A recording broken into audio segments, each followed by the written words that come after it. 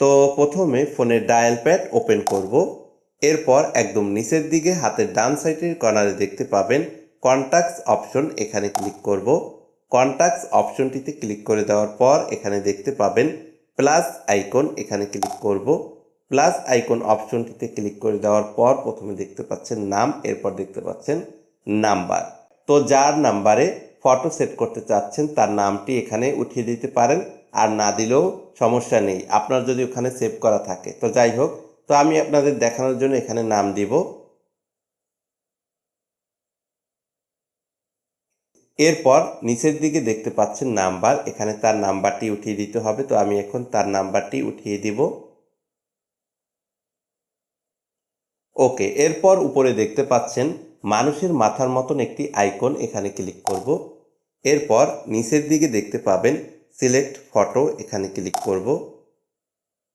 এরপর আপনার ফোনের গ্যালারি ওপেন হয়ে যাবে। তো এখান থেকে তার ফটোটি সিলেক্ট করে নেবেন। তো আমি আপনাদের দেখানোর জন্য এখান থেকে এই ফটোটি নিব। ওকে, এরপর উপরে দেখতে পাচ্ছেন হাতের ডান সাইডের কর্নারে টিকমার্ক অপশন, এখানে ক্লিক করব। ওকে, এরপর এখান থেকে আপনি কতটুকু রাখবেন, যদি আপনি ফুল স্ক্রিনে রাখতে চান তাহলে এখান থেকে এই ক্রপ অপশনটি টেনে ফুল করে দিবেন। তো আমি এখন ফুল করে দিব।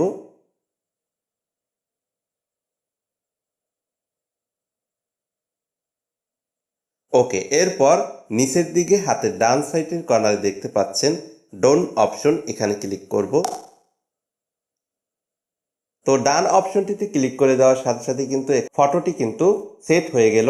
এখানে কিন্তু নাম দেখতে পাচ্ছেন, নাম্বার দেখতে পাচ্ছেন। এরপর পরিপূর্ণভাবে সেভ করব। এরপর উপরে দেখতে পাচ্ছেন হাতের ডান সাইডের কর্নারে ডোন অপশন, এখানে ক্লিক করব। তো ডোন অপশনটিতে ক্লিক করে দেওয়ার সাথে সাথে কিন্তু নাম, নাম্বার এবং ফটোটি কিন্তু সেভ হয়ে যাবে। তো এরপর থেকে যে আপনাকে কল করবে তার ছবিটি কিন্তু আপনার ফোনের স্ক্রিনে ভেসে উঠবে, দেখতে পারবেন কে আপনাকে কল করেছে। আপনি যদি তাকে কল করেন তাহলে কিন্তু ছবিটা ভেসে উঠবে। তো এভাবেই খুব সহজে যে কারো নাম্বারে ছবি সেট করতে পারবেন।